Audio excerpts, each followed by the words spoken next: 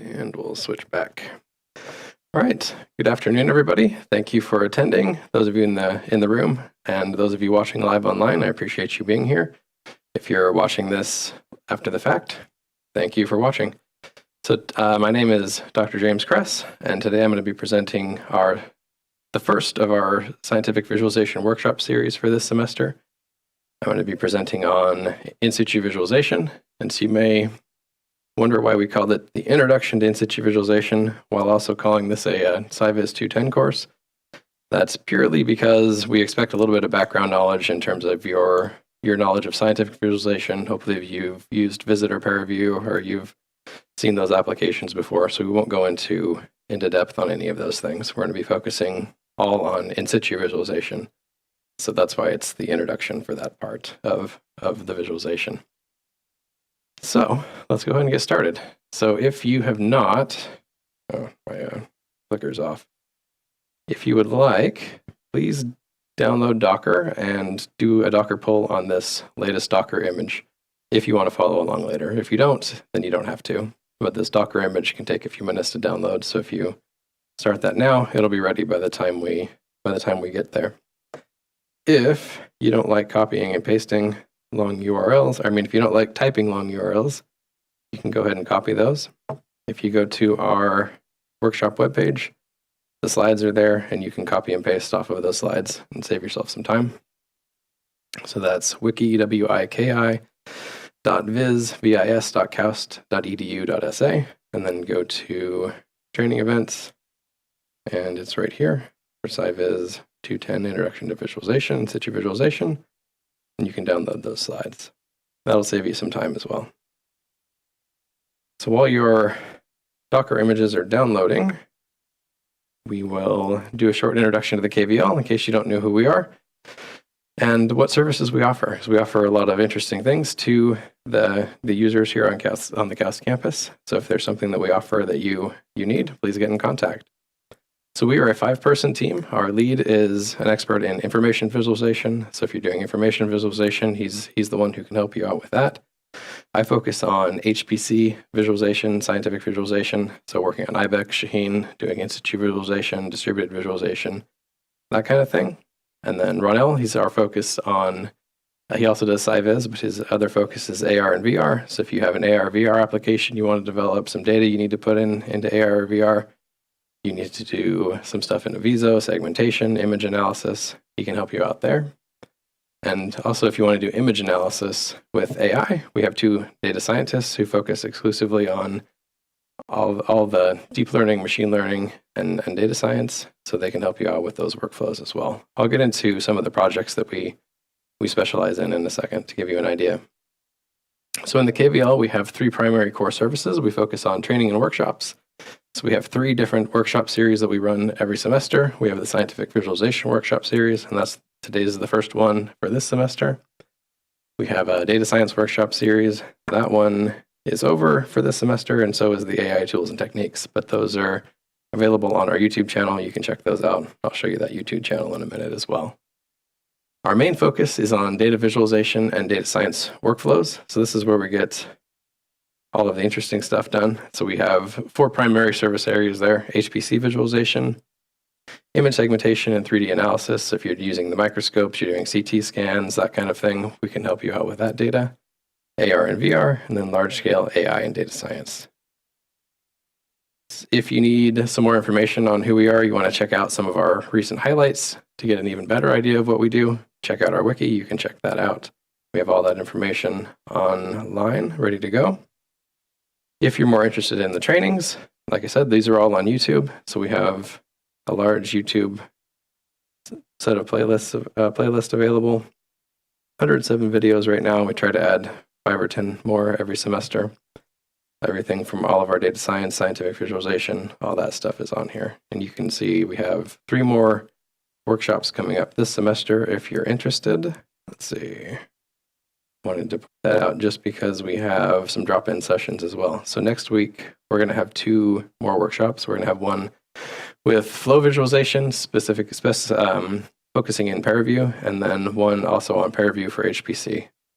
And then also that week, we have 2 drop-in sessions. So if you want to, for 2 hours, if you want to drop in over on the other side of building 1 in our showcase, come in with your questions, with your data, with your ideas, anything you want to ask, we'll be there on 2 different days if you're interested.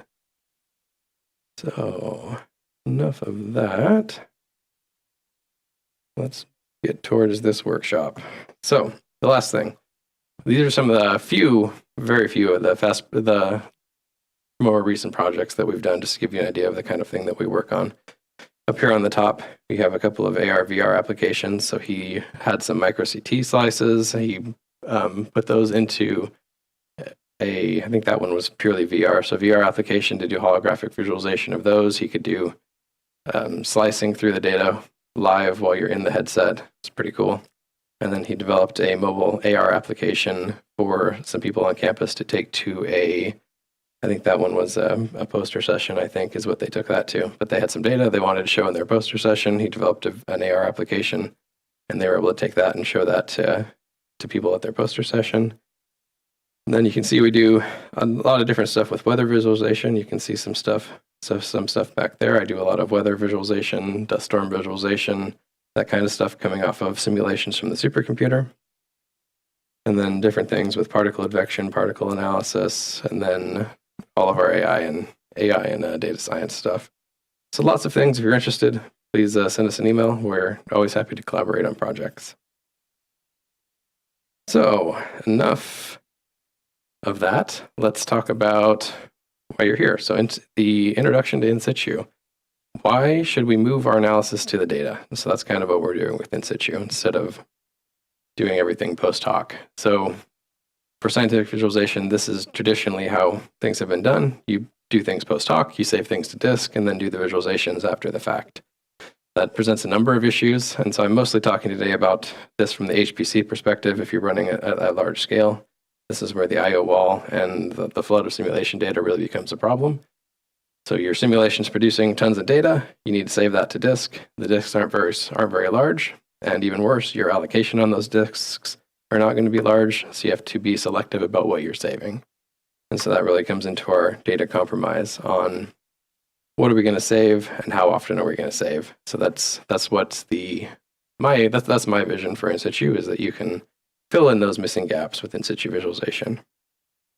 And then the last thing that this bottleneck has an issue with is the insight lag. So if you're just saving stuff to disk and then viewing it weeks or months later, if the simulation had an error, there was a problem, something didn't progress the way you thought it should, you may have to go back and rerun it well after the fact. So if we think about In Situ then as a solution to this, what is it first? So first, it's the ability to produce visualization analysis during the course of an active simulation. And there are quite a few different ways that this can be accomplished. The 3 main categories are inline In Situ, and I'll talk about these in a second with a graph. Inline In Situ, in-transit In Situ, and then hybrid In Situ. And you may think, well, my simulation already does a lot of this, right? I create images, I create graphs, I do this stuff while my simulation is running already. So why do I need a different library to do this for me? So the real goal for us with In Situ visualization is to make this more resilient, more adaptive, and more familiar. So if you're coding everything into your simulation, you're bloating your simulation, you're making it a lot harder to maintain. If dependencies change, then you have to recompile your simulation. You want to do something different, you're recompiling your simulation. Whereas if you have an In Situ visualization library, you can leave your simulation alone and focus purely on the In Situ visualization and hopefully not introduce errors to your actual HPC code. So, like I said, there are two main types, and hybrid is just a combination of these 2 main types. So the first is inline In Situ. This is the easiest and the most common. So you have the simulation running. It'll pause, give the data to a visualization routine. The visualization routine will do something. Once it's done, it hands control back to the simulation, and your simulation progresses through time. And so in this example, we're, of course, visualizing every single time step. You don't have to do it that way, but that's just for example purposes here. On the in-transit side, you can think of this as parallel processes. We have 2 different allocations. The simulation processes are running on one allocation, and then the visualization processes are running on a separate allocation. These can be a lot in different ways that this can be done as well. This can be done on the same system. The visualization could be run on a completely separate system too, if you'd like. If you have a completely separate analysis cluster, you can stream this over the wide area network even and do your visualization that way. But in this case, the simulation never really waits for the visualization, and in most cases, it doesn't even know that the visualization exists. It's just creating data, writing that data, and as soon as the data has been written, it resumes its simulation operations. And so we'll talk a little bit about this as we do the different in situ tasks here coming up. So how are we going to talk about this? So this workshop is the first time that we've done this workshop. It's been on our plan for several years, but there's a lot of logistics behind doing in situ visualization and teaching something in 2 hours. It's quite a complicated topic. So we've developed a mini app that has our different in situ backends built into it. It's all ready to go on Docker. You can just download it, run it on any PC, and that eliminates a lot of the issues there, so you don't have to build anything and get familiar with building these applications right off the bat. So Gray-Scott is a 3D reaction-diffusion model, so it simulates the reaction between two different chemicals called U and V. And on the right here, you can see a couple of the different patterns that you can create based on the different parameters that you set for the simulation. And so this is part of a larger visualization vignettes repository that I have with examples on ParaView and Visit visualizations here at KAUST as well. So if you're interested in those are also available. But what are its capabilities and why is this relevant to you? So in Gray-Scott, it has all these native in situ integrations built in. You don't have to do anything. They're ready to go. You can try them, play with them, see if they're interesting, see if they do the things that you want to do before you take the time to instrument these into your own simulation codes. So we have Catalyst. This is a product developed by Kitware. So it's a commercial company, but this is all free stuff. They're just the ones behind ParaView. So it's ParaView Catalyst. That's one of them. Second, we have Ascent. This came out of the Exascale Computing project in the US. So this is a lightweight mini-core GPU native analysis software for doing visualization and rendering. For data transport, we're using Audios 2. So this is high-performance data transport, and this will do in-transit and our checkpointing. So the simulation can be checkpointed and restarted as well. Then we have Combine, which is we're not going to talk about this today because it's a commercial software, but it's commercial. We've integrated it into here. If the other applications don't do something that you need done, maybe this one does. It's very expensive, but it is an option in case you want a commercial supported in situ software. And then lastly, the mini app can do just, of course, standard I/O. It'll write to standard parallel VTK files, and we'll do that first. This is all runtime configurable. You don't have to compile anything. You can change everything at runtime. It's a simple JSON file, and we'll go over that as well on the next slide. So you can change your reaction rate, grid dimensions, number of time steps, and all of the backends that way. And finally, is this even relevant for HPC? Well, yes, it is. So it's written in C++ and MPI, so it automatically decomposes the 3D domain across all available processes. And we can scale this from laptops to supercomputers. So we're hoping for a full-size Shaheen run in the next couple of weeks, so over 4,000 nodes. We've run it on 2048 nodes so far, so 131,000 processes, and done the in situ and then the inline and the in-transit in situ, and everything works quite well. So it's been proven here at KAUST for at least 2,000 nodes on 131,000 processes, so it scales fairly well. So let's go ahead and start diving in and looking a little bit about Gray-Scott. And I need to switch over to this computer, so just a second. Decided to go to sleep. Toggle that, hide that. All right, one last thing. Okay. All right, hopefully this all starts. There we go. All right. So if you haven't done so and you'd like to follow along, you're going to need to have Docker installed. And so these instructions are all on the repository. So there's a section here called Running with Docker. You can download this on Windows or Mac OS and Linux as well, of course. And so I've got my Docker desktop running right here. Oh, and I guess I still have something running. We'll kill that and start over. So hopefully yours looks like this if you haven't started anything. So once you have Docker going, we'll just download the latest image and get started. So first, we'll do this pull. And there will be a break in just a couple minutes, and I'll walk around, and if anybody needs help, we can look at your laptops. We're just going to do one example, and then we'll take a short break to make sure everybody's ready to go. So I think I've already downloaded it, hopefully. I updated it earlier because I saw an issue. Hopefully it doesn't take too long. So Docker pull. Pulling. Looks like I didn't download everything. This will be a short update. And then once that's downloaded, we can run it. So on Linux and Mac, you should just be able to copy this run command directly into your terminal. And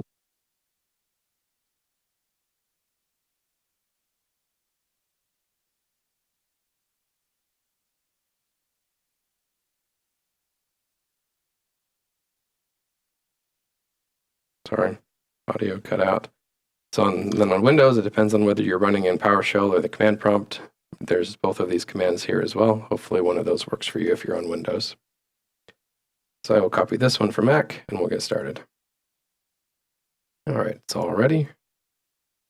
So this will just run my Docker container, and it ran it. As you can see, because my username changed, I'm now viz user down here. So I'm in my Docker container. What we need to do next is in a different terminal. I should have done this before I started Docker. Let's do a new tab. Is I need to have a data folder. So if there's I don't think I have one here. -rf data, okay, data. So I have a data dir. So actually you do need to do that before you start. I apologize for that. So that's what this command right here is doing, this -v. This is mapping a local data directory to your Docker container. Hopefully I didn't just break that by deleting it and restarting it. So let's see. So we'll go into data. So this will let you get data out of the Docker container easily. So if I go here, the next thing in the list was we just need to run a setup. So there's this run setup command. And I broke it because I deleted my folder and then restarted this. So let's try this again. There we go. So don't start Docker before you create your data directory. Otherwise it'll crash, like mine did. Okay, so if we go in here, now this data directory I created is full of files. These are all our settings files and everything for all the different in situ backends. We'll go over those in a second. But everything's ready to go. And what we're going to do now is we're just going to do the traditional VTK workflow. So for everybody in the room, the slides around the wall will show you what we're doing. We're doing this traditional VTK workflow. I gotta go forward. There we go. So we'll just write out to a VTK file and visualize this in ParaView. So over here on the right is our settings file. So if you see, the only thing you have to do is run this mpi run command. This will run Gray-Scott with the settings file. And the settings file that's in here, this VTK, is the one here on the right. There's a lot of stuff here, but most of it you don't need to care about, actually. L is your dimensions, so this is creating a 64 cubed grid. So small, because we're running on a Docker container, it'll run really fast. DU, DV, those are our diffusion rates of the U and V chemicals. And then there's some other settings here for setting up the simulation. You can change those and see some of the different settings at the bottom of the README file on the wiki. So if you want to do some of these different structures, there's some suggested settings for different types of structures for this application. Next, where did I go?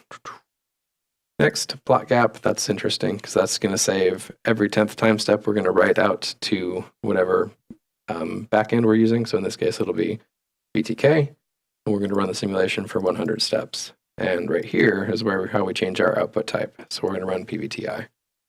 So all of this is already set for you in this settings VTK file. All you have to do is head back to your terminal and run that. So we'll just do mpi run, if I can spell, -np, forward, 'Gray-Scott, that's my settings. equals not foreign settings. Oops. All right, and don't use NP apparently.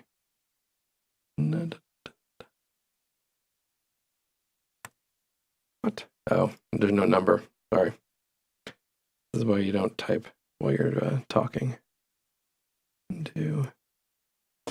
All right, and so that ran with 2 processes, ran 100 time steps, and wrote out every 10th time step. How do we know that for sure? We can just open up that data directory. And I'll reopen this just to make sure. All right, and so in the data directory, we've now written out all these Gray-Scott folders, and so each of them has a VTI file inside. So that means that our data is there. So how do we know what it looks like? We can do that through ParaView. I'll launch up ParaView and load this really quickly. So once ParaView is open, just click the open button and navigate to your data directory, and it will be this Gray-Scott PVTI group, and you can just open that whole group, and you'll see you have U and V as your variables available, and we can take a look at them. So there's nothing too interesting on the outside of the data, because all of the reactions happening internally. So we'll open it up and look inside, and there it is. So that's what's happening. This is time step 0, so it's not also too interesting. We'll click play, and that's what it looks like after 10 time steps. Things are progressing, things are working. So that shows that our Gray-Scott miniapp works and that VTK works. Now we can jump into actually doing some in situ and trying out some different backends. So we will take a quick 10-minute break, walk around, answer your questions, make sure everything's running for you, and then we'll proceed.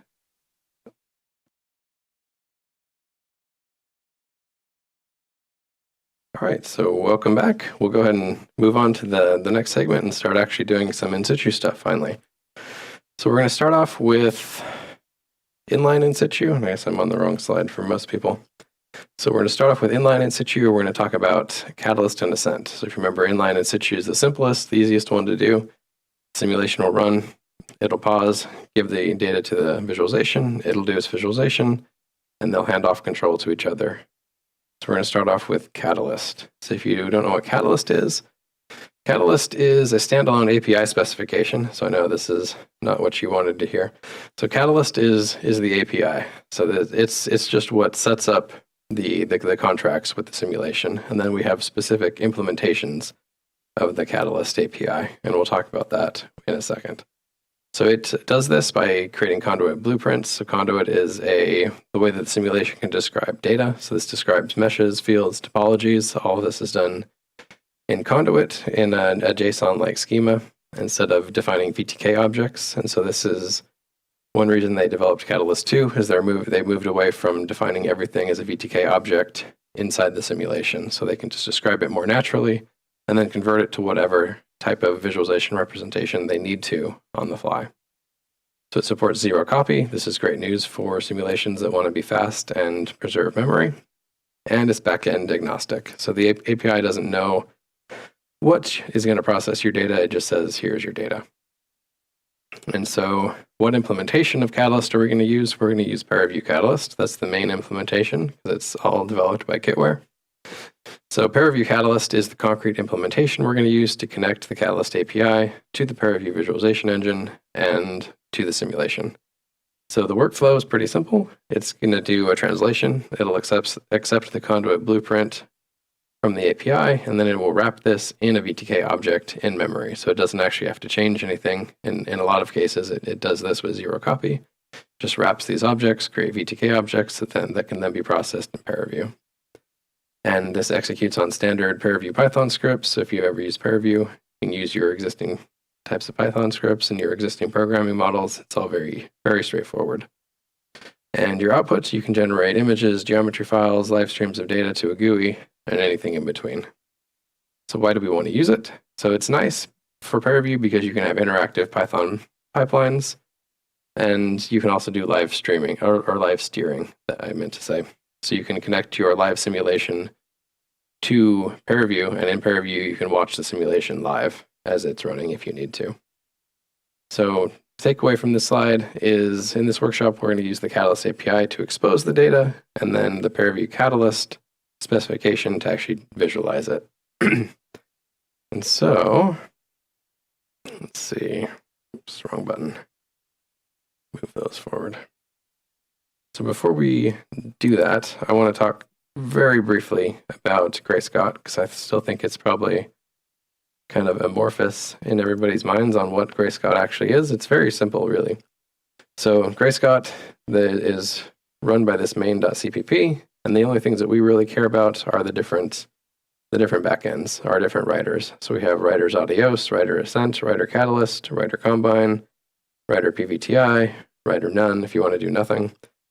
And so if we jump into Catalyst, writer Catalyst really quick, and this is where we're not going to go into this deep today because this is too much to go over in the next hour. But just to give you an idea, if you need to implement this in your own simulation, you can come back later and see how we implemented this for Gray-Scott. But you're going to be setting up things like this conduit node. This is the main thing that controls everything inside of Catalyst is a conduit node. You can give it your MPI communicators, and then you have these complicated strings of defining different pipelines inside of Catalyst. It takes a little bit of learning to learn all the different nomenclature in Catalyst. And that's just the setup. If we move down to the data, you can see how the data is handled. So down here, we're defining our coordinates. So we're going to have a uniform data set, because of course it's the same in the X, Y, and Z dimensions. And we're hard coding the spacing and origin in this case, because that doesn't change in Gray-Scott. But down here, you probably don't care much about that. The thing that you really care about, of course, is the data. And so this is how the two data fields are actually added. And so these are added through zero copy. So they're just setting the actual arrays from the simulation into these field values inside of Catalyst. So just to give you a brief idea of what this looks like from an implementation standpoint. So let's go ahead and start using Catalyst. And the easiest way to use Catalyst is it also has a file writer, so we can write files to disk as well with Catalyst. And you'll see it should be the same exact settings file, except the only thing that should change is this file right here. It's called Catalyst.io, and I think the extension changed on our output file name to a VTPD file, a different type of VTK file. So we can jump into our Docker container again, and we can run this. So it's going to be the same exact command. No, I'm in the wrong. Where am I? Wrong side. So this one, so we'll do settings - catalyst in this case, what was it called? I already forgot. Cache file. And so then this will just write files. And it wrote out very quickly. And so if we go to our data folder, we can see if it actually worked. So those should have deleted these old files, but it's going to be under, let's sort these things.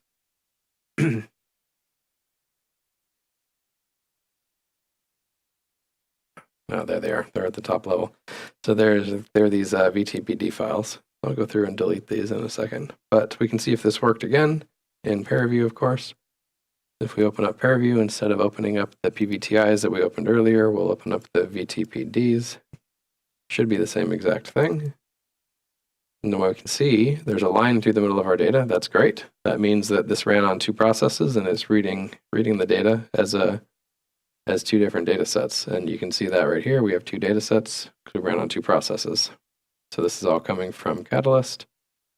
And so let's take a look at it. And it looks fine. Go ahead and do a clip on it and see what the inside looks like. And play it. And it looks exactly the same, which it should. So great. So the file writer from Catalyst is working. Let's go ahead and move to the next slide and actually run this in situ.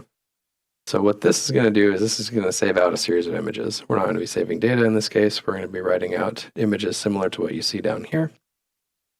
And so what's going to change in your settings file this time is instead of Where did it go? Instead of the output file type being catalyst IO, it's going to be catalyst in situ. We're going to give it a catalyst script path. In this case, this is how we program, and this is going to be our extract JPEG. And of course, we give it the library path to catalyst.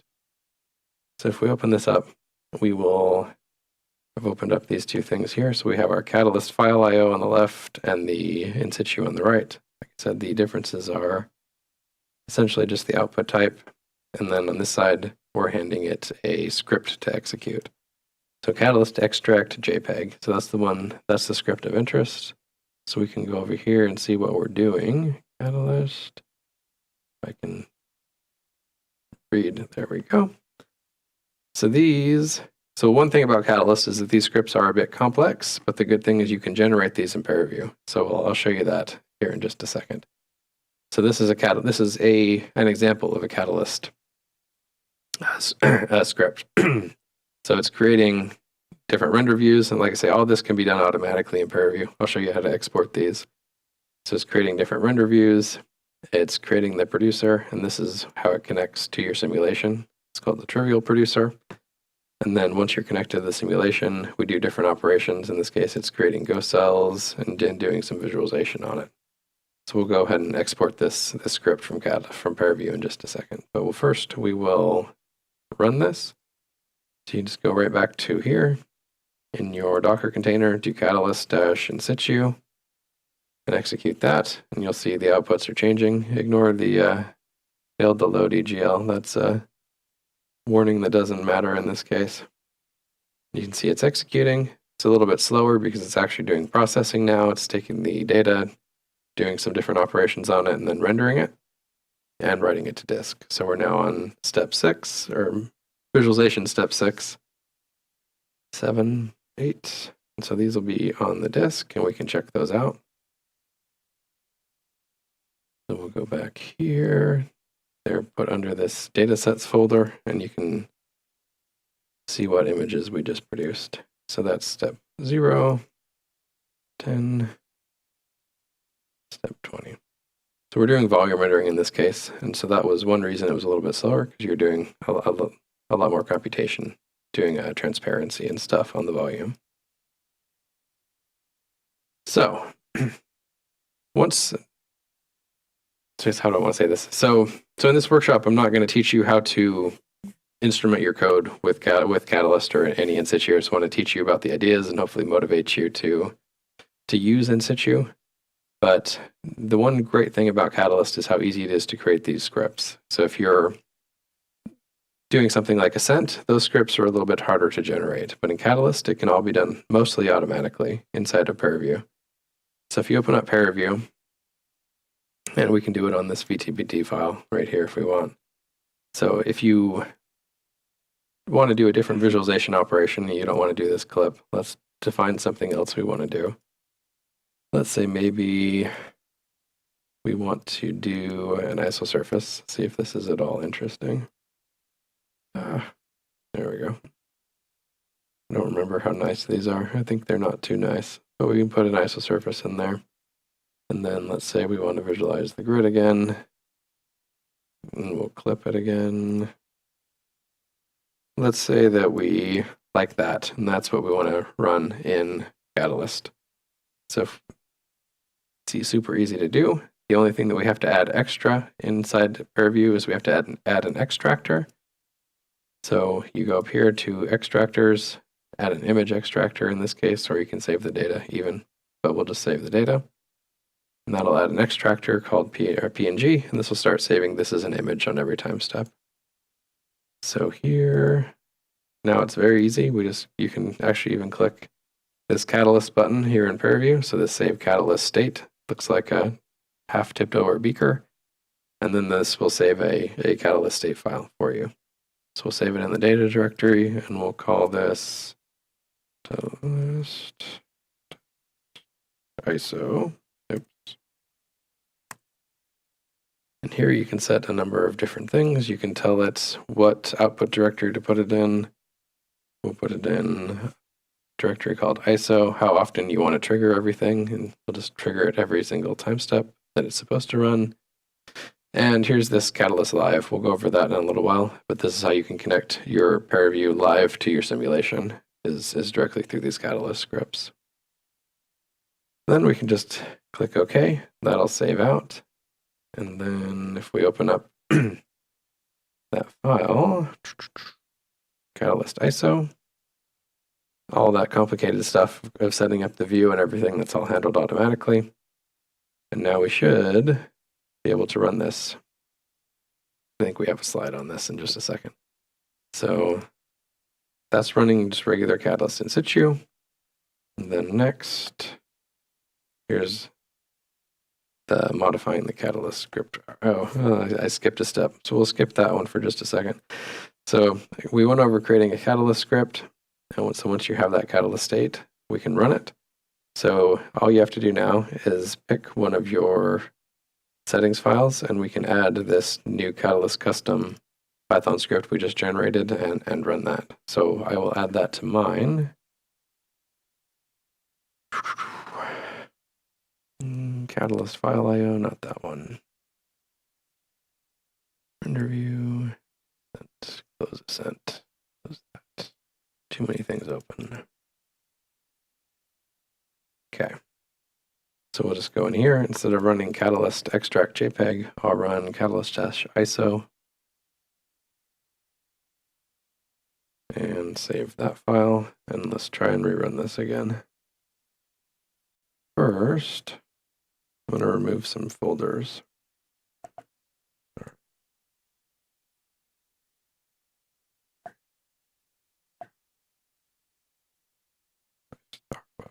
Okay. Clean it up a little bit. All right, so now we'll run Catalyst in situ again. Just running the same Catalyst in situ file. And maybe it'll work. We'll see. So it's running. Let's see what it decided to save out. If we go back to Visual Studio, there is a folder called ISO, so at least it seems to be working. And there's the exact images that we generated in ParaView coming out of the script. So it's kind of boring because we chose an ISO service, but you can see it did change there on the later time steps. So that's one thing that I really like about Catalyst, is how easy it is to generate these scripts. You don't have to do a lot of in-depth programming to make them work. As long as you have some sample data that you can work with. You can design everything in ParaView, save out a very complicated state file, and get that to run on your simulation. And so you can do more than one thing. Like you just saw, we have a clip and we have an ISO surface. I was supposed to show you that before we move to creating our own script, and that was called, in the run directory, in the data directory again, is called the Catalyst multi-pipeline. So I had a multi-pipeline that does a few different things. Do that right here. So it does a clip, and then it also did a volume rendering. So we can run that as well. I'll just go back and change Catalyst multi-pipeline, and we'll run that. Settings, nope, get rid of Ascent. All right, close too many things. Catalyst, settings, dash Catalyst, dash in situ.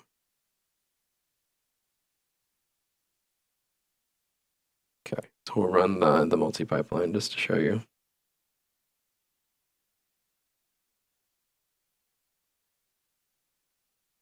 And it's volume rendering again, so it's going to take a few extra seconds to do the volume rendering. But those files should be already ready to go, and they'll be under the datasets folder. And there's the same stuff we see in the slides. We've got our slice, we've got our clip, and then we've got our volume rendering. Next, let's talk about Ascent. So Ascent, like I said, is a GPU native in situ backend. And so if you're going to be running on GPUs or you need to scale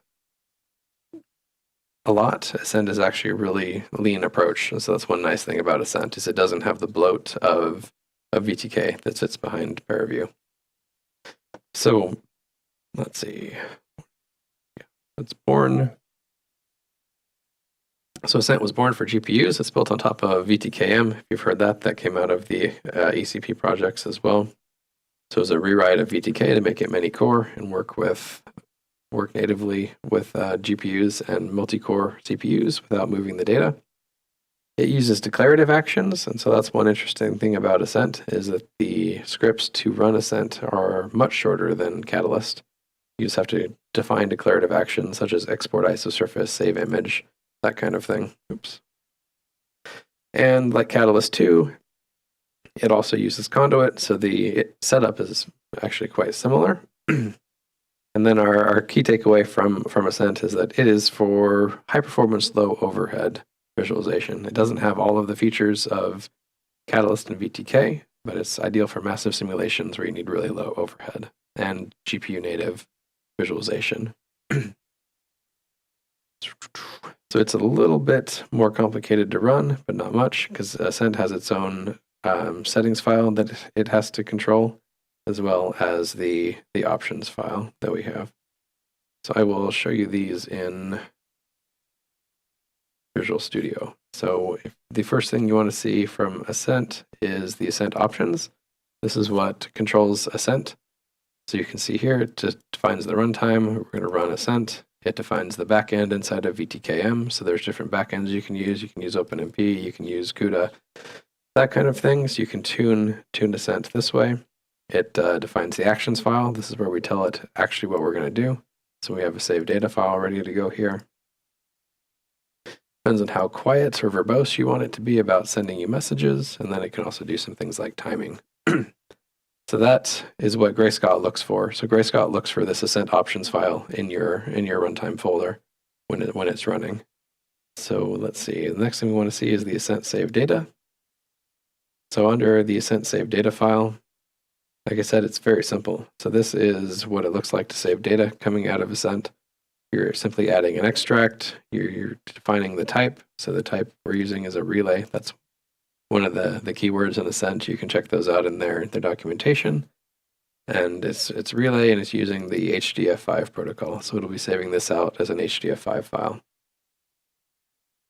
And then lastly, we have our settings dash Ascent.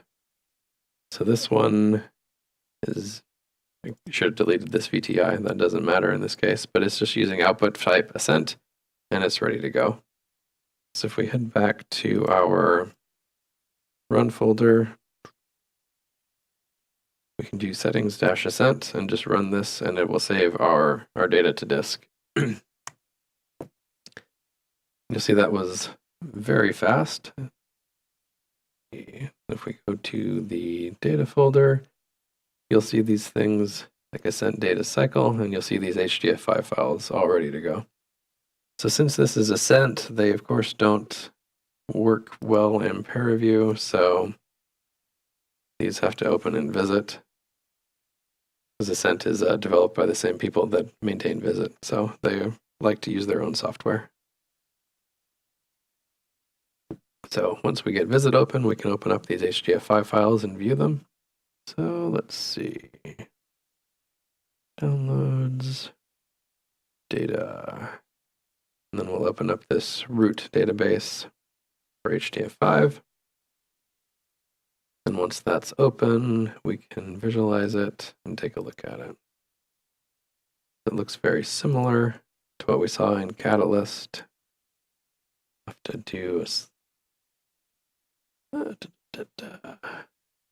to do a clip so we can see inside. And we'll have to define it.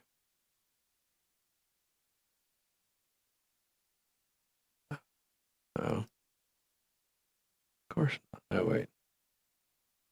And did I add them? What did I do? Oh, I added the wrong thing. Sorry. Wait, yielded node data. Oh, why not? Oh, my clip. Oh, it's going to be one of those days. All right, so let's see. Let's add the clip and try this again. 333. There we go. Must have clicked something wrong. So once we finally get the clip working, we can see inside, and our data looks just the same as it did in Catalyst. Play it forward, and it all works just the same. So if you're somebody who likes HDF5 files, Ascent might be for you, because they definitely love HDF5 files. Next. So once we have that, we can easily do the in situ with Ascent. So we'll go to the next page. So yeah, so that was the data extracts, and now we can try a more complicated pipeline and actually do in situ. We'll go to Ascent dash.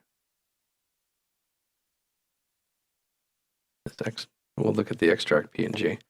So to save a PNG, it's a little bit more complicated, but it's mostly the same.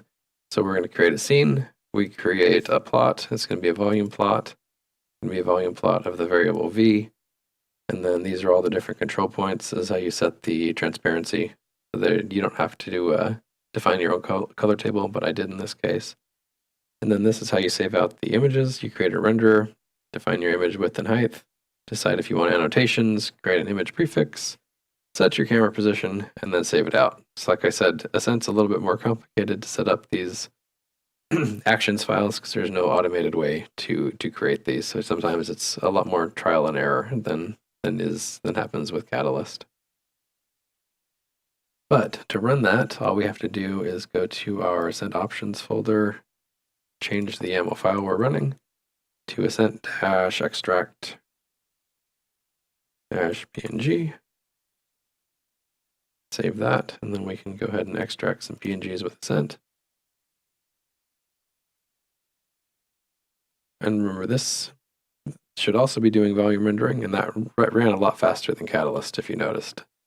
So the volume renderer is a little bit faster inside of Ascent, because it's more stripped down, a little bit more bare bones.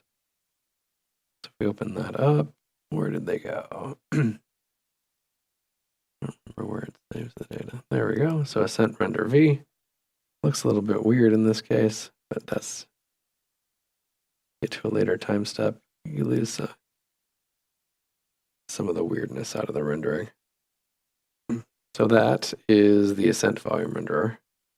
That line there in that case is it'll be ran on two processes. All right. So that's running the basic Ascent pipeline. You can do the same thing with a more complicated pipeline like we did with Catalyst. So if we go back to, oops, wrong one, Ascent multi-pipeline. So here's our multi-pipeline. This will do a similar thing to what we did in Catalyst, where we create a clip, and then we also create a volume plot inside of that clip, and then we render them. So we can run that as just the same way.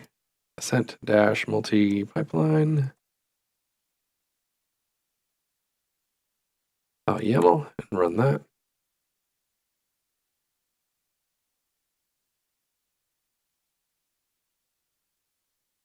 And it's running, so Ascent multi-render. And you'll see similar things to what we saw inside of Catalyst, doing a volume rendering plus a clip. So it comes down often to what kind of architecture you need to support for doing in situ, whether you decide to choose Catalyst or Ascent, and based on how fast you need things to run. So, oops. So that's basic Ascent and basic Catalyst. Are there any questions I can answer real quick before we take another short break, and then we'll move on to demonstrating some in-transit in situ. Cool. All right, we'll take a short break and be right back.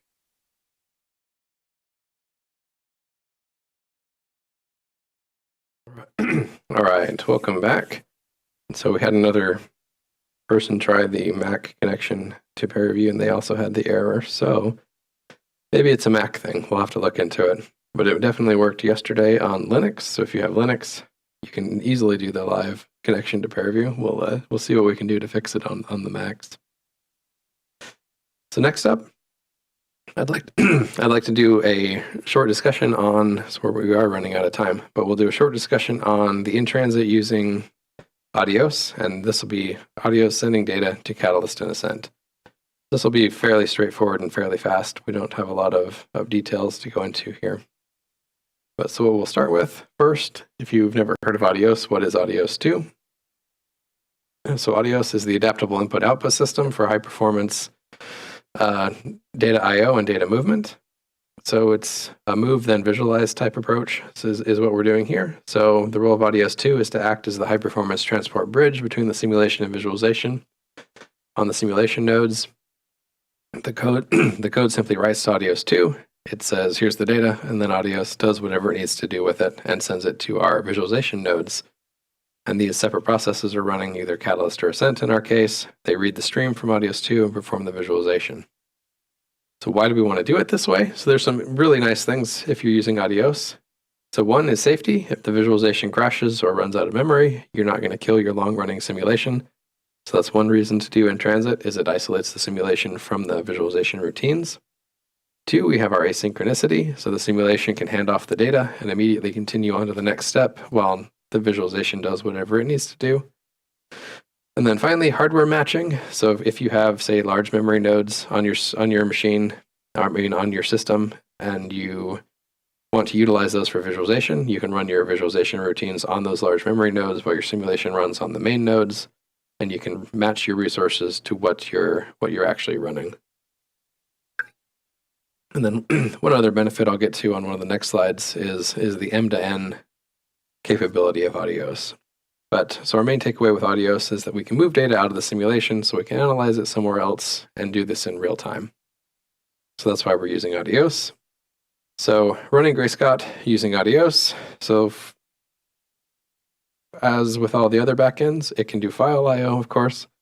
So a file in Audios, in the Audios world, is called a BP file. So that's the type of file you're going to create.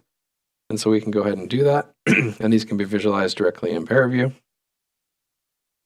So we'll open up our settings-audios-mem-select, and we won't get too much into that topic either. Settings-audios.mem-select. So there's different settings we can use for Audios, and in this case, it's mem-select is true. And so what this actually means is it's directly using the simulation's memory as its own memory. That's what mem-select means in this case. So the simulation allocates a buffer. Audios can take control of that buffer and copy directly from it. And by the word copy, I mean it doesn't create a copy unless it's sending it off the node. So that's how it can do zero copy, is using the simulation's memory as its own. And that's what mem-select means in this case. So it's a way to do really high performance memory management with Audios. So we'll go ahead and run our Audios script. I can find my terminal. Okay. Settings-audios mem-select. And that ran almost instantly, as you saw, compared to the other file writers. So Audios is really fast. I should have been running the time command on these so we could notice the differences. Do that real quick. Time. So Audios wrote out 10 time steps in 0.31 seconds, whereas if we were running, say, Catalyst, is also very fast, but is almost double the amount of time, 0.6 seconds. Settings-Ascent. That one I have to change. We'll do that one real fast just to see the difference. Settings-Ascent. We got to go to too many files in here now. Ascent. Options. Ascent. What is it called? Ascent dash. Save data. Save data.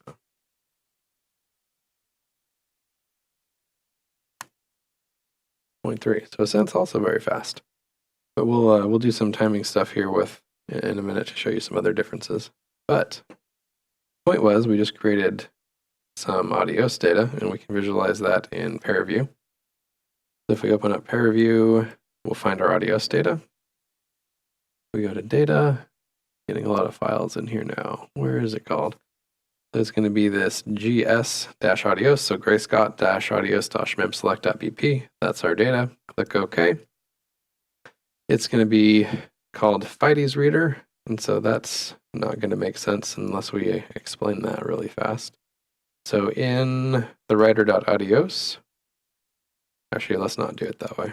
So before we visualize the data, we can actually look at the data with the command line tool, which I should have done first. So it's called bpls. So this is how you can ls a BP file, a bpls. And in the Docker container, this is all linked already for you, so you can run it.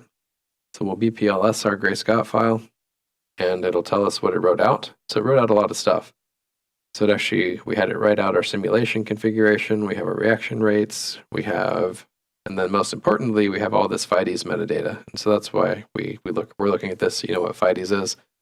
So FIDES is a metadata description for wrapping AUDIOS files. So it tells ParaView, in this case, how to read an AUDIOS file to do scientific visualization. So it tells it that this is a uniform grid. It tells it the variables that are there. It tells you if they're point or cell-centered. It tells you their origin, their spacing, everything you need to create VTK data inside of ParaView out of an AUDIOS file.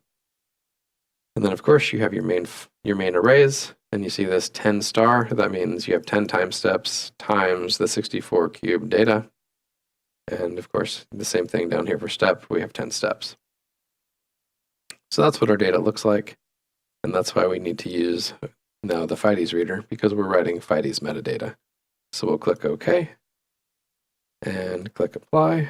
And now you'll see we also have two processes here, but you're also going to see we have a gap between our data. So that's okay, and that's expected. But what that means is we're not writing out the ghost cells from Gray-Scott. So our data is not connected between these two processes, but we can fix that. So the way we fix that was in the slides. Once you open it, you will, to create the seamless image, you need to use the stitch image data with ghosts, and that will stitch this data back together inside of ParaView. So we'll go ahead and call that filter search, stitch image data with ghosts, and then click apply. And now if you zoom in, you'll see that the line between these two, need to turn this off. I had this working better yesterday. Outline. So now you'll see if I turn the stitched data on, we've got a connection between the two blocks, which means our ghosts are working, so they're there. So now we can visualize the ghost data, and we have a nice seamless surface. We'll go ahead and clip it just like every other data set. And just like every other data set, it looks the same, which is good. Click play, it all works. And this is all reading from a BP file. So we've seen a lot of different file formats today. We've had VTIs, VTPDs, BPs, HDF5s, and all of these are readable in either ParaView or Visit, and you can write these out from your simulation very easily. So that's a BP file, just to prove that AUDIOS can write your data. But now, oh yeah, so there was one other thing we can do. So the other interesting thing about the analysis reader that we have is that it can do, as I mentioned earlier, this M-to-N reconfiguration. And that's what this nice AI graph is down here. It's not 100% accurate, but it's fairly decent. So the idea with M-to-N reorganization of your data, let's say that this is your simulation here in the middle. It has all of these different blocks. In a normal inline configuration, each block is going to be read by one process. Each process is going to read a block, and you're going to need the same number of processes to read those blocks in most cases. In the M-to-N reconfiguration, we can take these 100 different blocks, remap them on the visualization side into, say, 2 blocks. And that's one thing that's really powerful about AUDIOS. AUDIOS is just a single array. So AUDIOS doesn't care about how your data came to be. It's just an array in AUDIOS's mind. And if you tell it, I want to read this data on 3 processes, it will give you that data properly deconstructed on 3 processes. And it could have came from 100 processes, 1,000, 10,000, whatever. It'll do that remapping for you, and it's essentially free in terms of time. So that's one really cool thing about Audios is the end-to-end remapping. You can move down to a smaller allocation to do visualization and get your data properly remapped. So that's one thing that it can do. The other thing that our analysis reader can do is it can read. Actually, I haven't talked about the analysis reader. Sorry. So anyway, so there's another program in this directory called the analysis reader, and that's what does in transit for us. The analysis reader can also read files, and so we're going to start using the analysis reader by reading a file. So we'll read the Audios memselect file first. And the reason that I mentioned this end-to-end remapping is because there's something called a block mode in the analysis reader where you have to tell it if you want to repartition the data, which is what it's doing in this case, moving 100 processes, say down to 2 for the visualization, or if you want to just read it as is. But in this case, we're going to do repartition because we're using Catalyst, and our Catalyst reader can only handle repartition data. So we'll go back to our Docker file. We'll go ahead and run the analysis reader on this file from Audios. And let's see. It will run this Catalyst script on it. So I'm going to be taking a BP file and creating a VTK file out of it. So it's not the most interesting pipeline, but it's just to show you that the analysis reader works. So I'm going to clean up first. There's a lot of data in here again. So we'll delete all the Ascent data.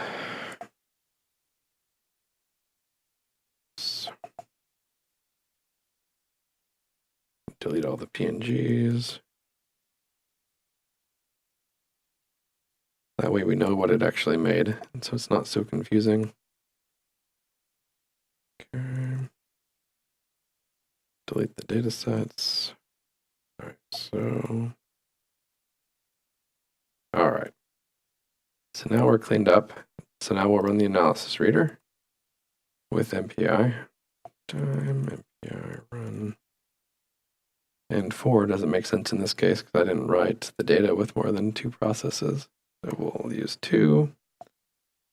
Analysis reader, minus file, Gray-Scott file, lock, repartition the data, and then we'll tell it what we want to do. So in this case, we're going to run the settings-catalyst file. It's the same exact file that we ran earlier inside of Gray-Scott. We're just going to run it in the analysis reader on the BP file.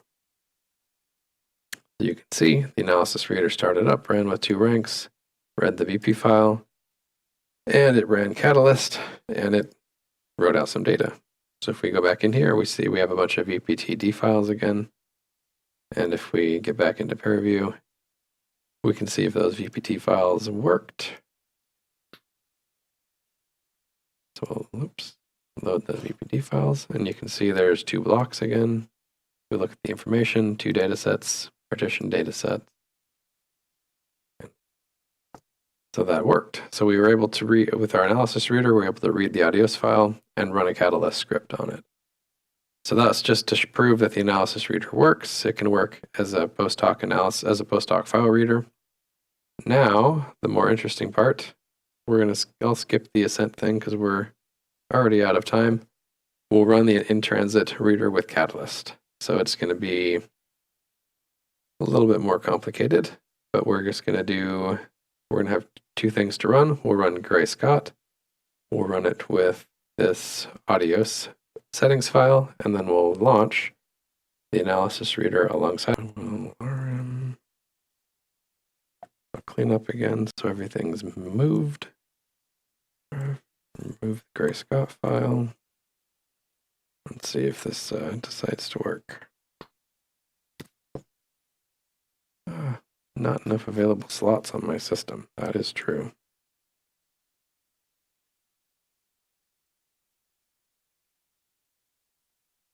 Oh. I wrote these slides on a larger system. I should have wrote them on a smaller system. Run that with. And that's why we need to be faster. So Control C, sorry. So we'll put that there, and then I'll copy this. That way they run at the same time.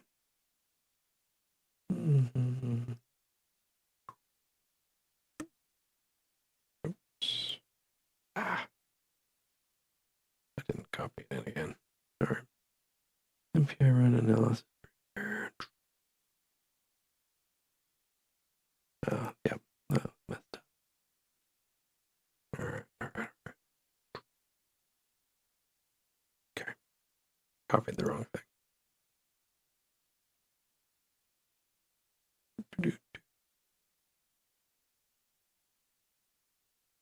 All right.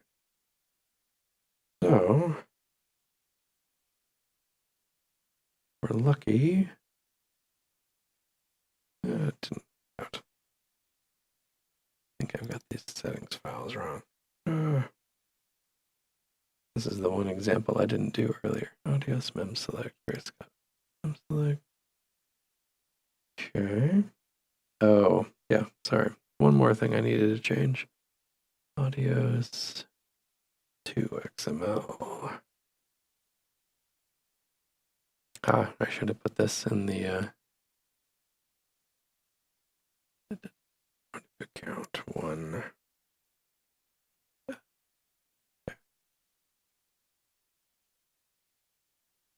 All right, try it again.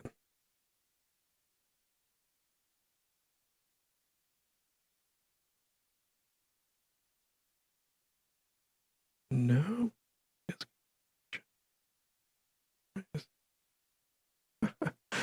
All right, I think I know what I did wrong.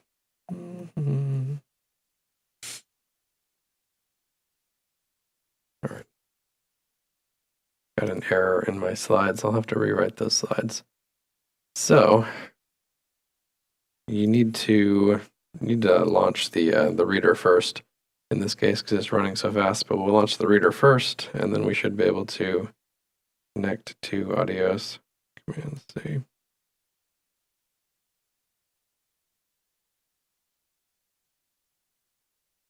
And then I want to do one more change.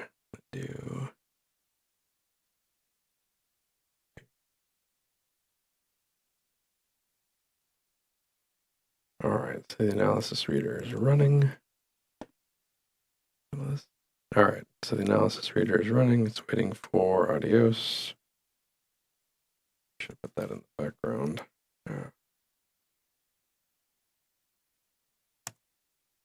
Okay. Now.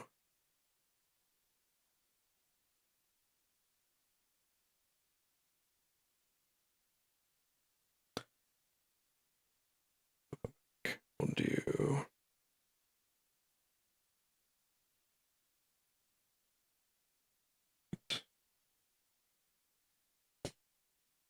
All right, there we go. You run them in the right order, they work. So there's a settings file for Audios that controls the simulation output. So Audios is highly configurable. That's one issue with Audios is you have to have the right configuration. So in our case, it's the simulation output, and you can control the output type. So you can either write a BP file, which is what I had it set to before, which is why it was, oh, you saw it ran to 5 steps before it did anything. That's because there's this queue limit. Audios can actually buffer your data as well.